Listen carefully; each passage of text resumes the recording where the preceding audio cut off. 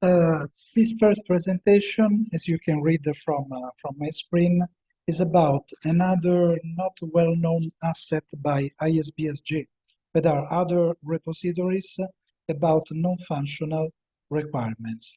So many of us know ISBSG because of the repository about function points and effort for calculating, estimating, potentially the effort according to some productivity or PDR levels using function points, but it's important also to take into account two different kind of requirements. Non-functional requirement comes from the old quality models right now described into the square 25,000 family of standard, also known as square.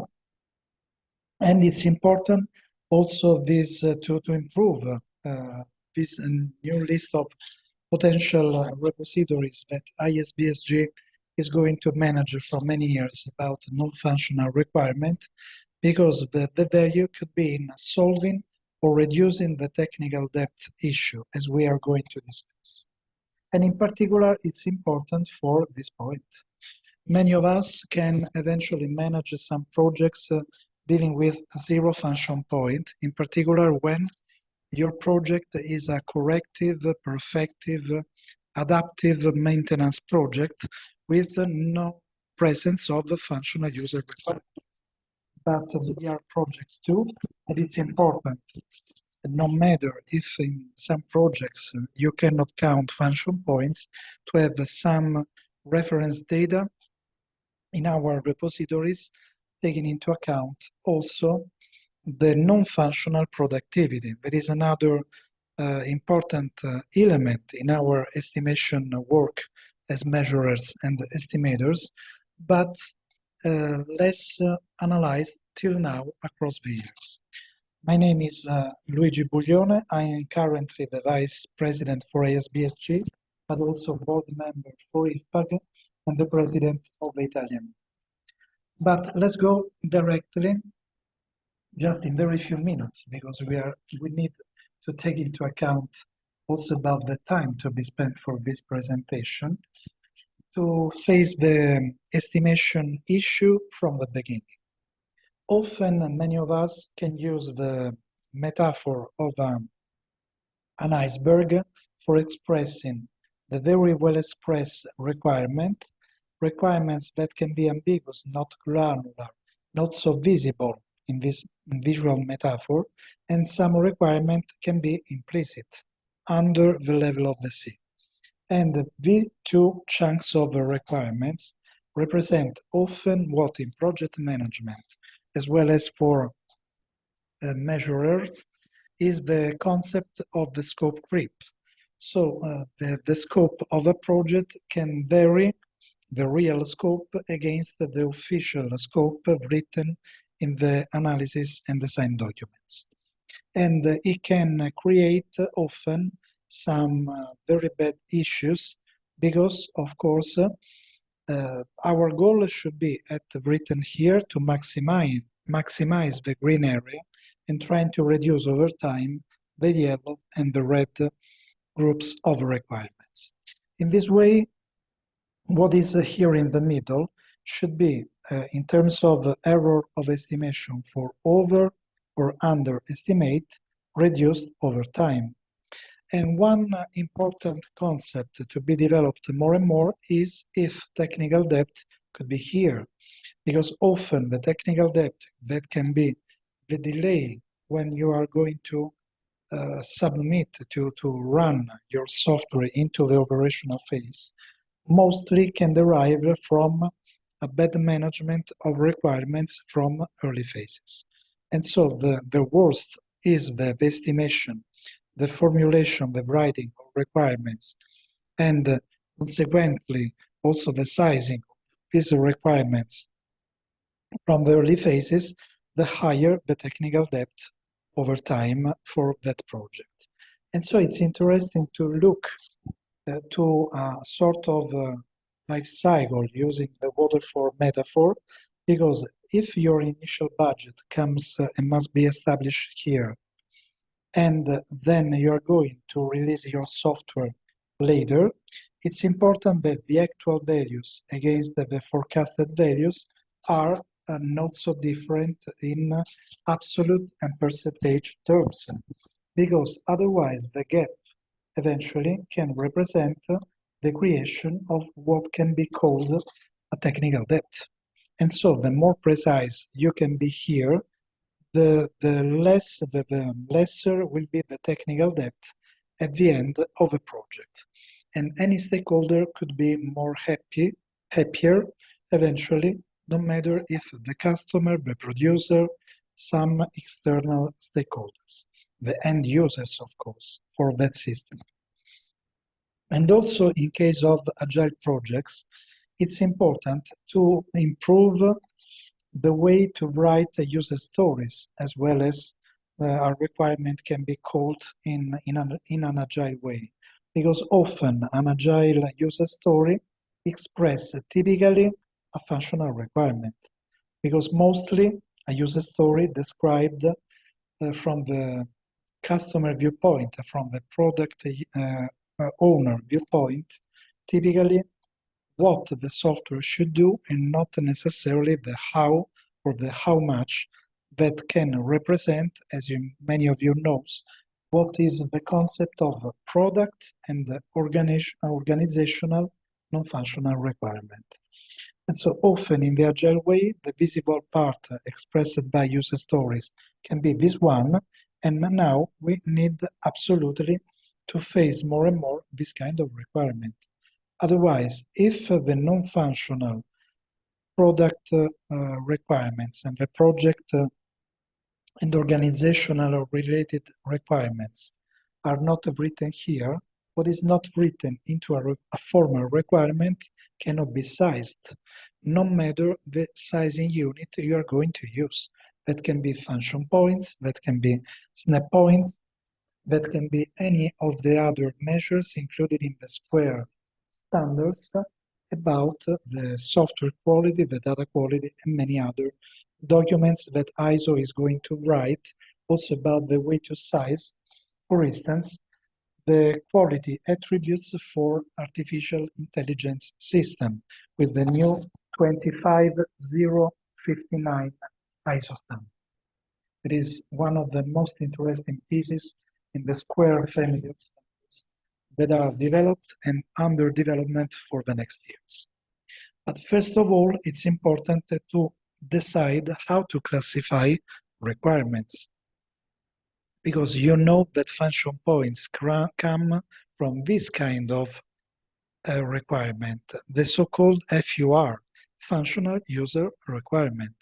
And so using the ABC schema that was the basis for this IFPUG cosmic classification of requirements, the problem is, or the opportunity, is to size in a proper way also the other side of the story. So the requirements that are not going to generate any function points, no matter the specific standard, IFPUG, NESMA, Cosmic, FISMA, or Mark II, because we are going to speak about the sizing, functional sizing unit in a general way.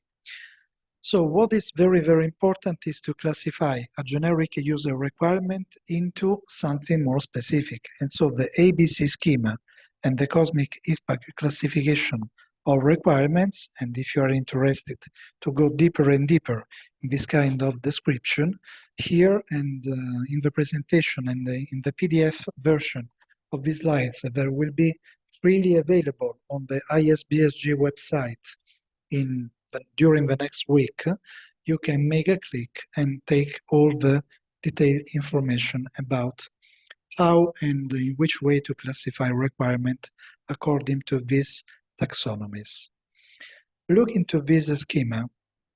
The interesting thing is, since we are going to express the interest in the non-functional side of the story, is to depict, just for being clear, that a project is given by the summation of the effort coming from the three chunks.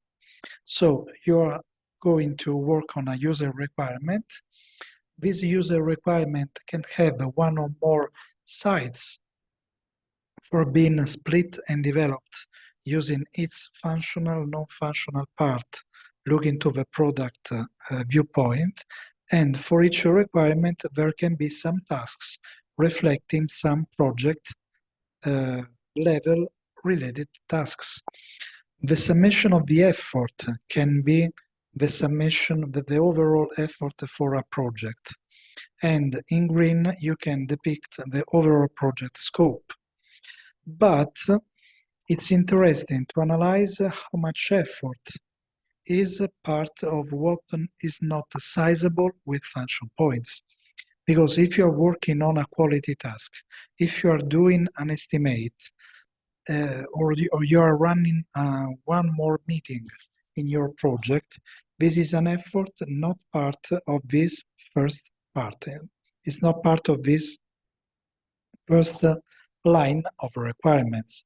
And so it's important to distinguish in a proper way in your projects, in your organization, what is a functional user requirement and what is not a functional user requirement. That is, technically speaking, the summation of the quality and technical requirements. Plus, there is another category that can be here represented by the orange part of the slide. This other effort is about the project management tasks, the measurement tasks, something that is not about the product, but the overall project, the meetings, and many other tasks at the project level. If we are going to come back to history, coming back of 50 years, more or less, 45 years, the first known quality models in software was by the US Air Force, and the FCM, the Factor Criteria Model by McCall and other people working in those years in the US Army, Air Force Army, created a sort of taxonomy producing for the product operation, for the product revision, for the product transition life cycle phases, a series of factors and sub-factors of criteria. And for instance, correctness of a software can be analyzed using these rows with some sub-criteria that can be traceability, completeness, consistency. The usability in those years, so imagine that in that year only mainframe did exist, no PCs, no mid-range computers, etc. And so usability at that time was split in these three subcategories of criteria. 1 year later, Barry Boehm, the creator also of COCOMO model, parametric estimation model, and many other interesting studies, created its own quality model. And after, in 1991, the ISO, the International Organization of Standardization, created the first ISO quality model for software with this code 9126 or 9126, with a series of initial 6 characteristics, each one split into a series of sub-characteristics, each one with a series of related KPIs or measures. A long time, the old standard was revised, splitting quality, the software quality, splitting the quality into external and internal quality, plus the quality in use. So also the safety, the satisfaction, the real productivity that a software in use can generate was an extended side of what was the traditional view on software quality in ISO. And this standard, the 9126 part 1, evolved again along the years into this standard for software product quality. That is the current number you can encounter, also you can face also in contracts, in bids, in tenders, And more recently, the quality of software must be joined also by the data quality. Because also in function points analysis, whatever the technique, we need absolutely to evaluate processes and data. And sometimes you know that not all the data types can be counted into the function point analysis. The so-called code data, the static data, typically are to be counted in the non-functional side. And for instance, I'm one of the IFPUG director and one of the SNAP contributor. In SNAP, there is one subcategories in this methodology that is freely available, and you can download it from the IFPUG website for free. There is a way to size code data tables that are not counted in function points. The fact to take into account all these kind of elements is very important because also when you are going to work in a software project, at the first time a project, of course, is created from scratch, but from the next project on, the kind of work you are going to do is a maintenance project. And so ISO created in 1999 the first version for this standard that is also evolved over time till the 2022 version with a series of subtype of maintenance that can be classified at a higher level into two main chunks, corrective maintenance and enhancement maintenance. And these are the definition from the ISO standard, the latest version. The 2022 version added this new and fifth maintenance subcategory. Why it's important for somebody like you and me to understand and to know this kind of classifications? Because the corrective, the preventive, and perfective maintenance type cannot count function points. The adaptive one, some function points, the additive one, with this kind of definition, of course, many function points. And this schema is the base for understanding when and where you can have the need for at least two different groups of repositories from ISBSG, as well as in your own organizations.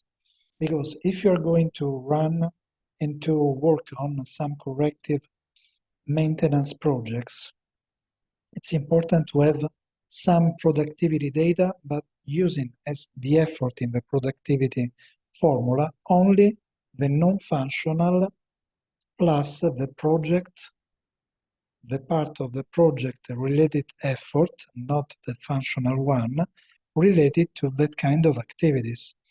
And here in the productivity formula, you must use a number that can be, for instance, just as an idea, a number of snap points over the effort for this kind of requirements. And up in the upper part of the formula, you can use many other KPIs and measures about specific activities. Coming back to ISBSG, as you know, many of you knows or have bought in the past what is the main repository, that is this one, the DNE. DNE for ISBSG is the Development and Enhancement Repository. And currently the new release version contains more than 12,000 projects from many years, gathered worldwide from more than 25 years, from 97 on.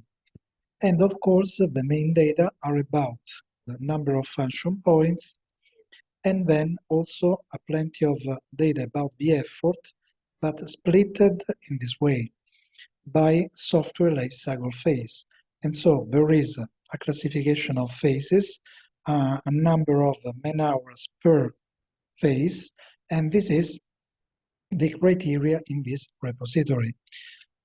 Many people knows this repository, but even if we have published many information, there is a very good news. There are at least two open repositories with related questionnaire that anybody, me, you, anybody, can eventually take advantage of, keeping out this questionnaire, downloading this questionnaire, and sending to ISBSG in an anonymous way data about non-functional size projects, because in this way ISBSG can start also to redistribute to the measurement community new data, productivity data, but about something different from projects to be sized only or mostly with function points. And the kind of information, just to give you an idea of this questionnaire that are right now in the ISBSG website, can take advantage of SNAP, that is the IFPUG methodologies for sizing non-functional requirements. And this is just a couple of snapshots of excerpts about the questionnaire you should eventually fill. And the same comes from the other repository about, generically speaking, not about a specific sizing, non-functional requirement-based sizing methodology, but something more generic.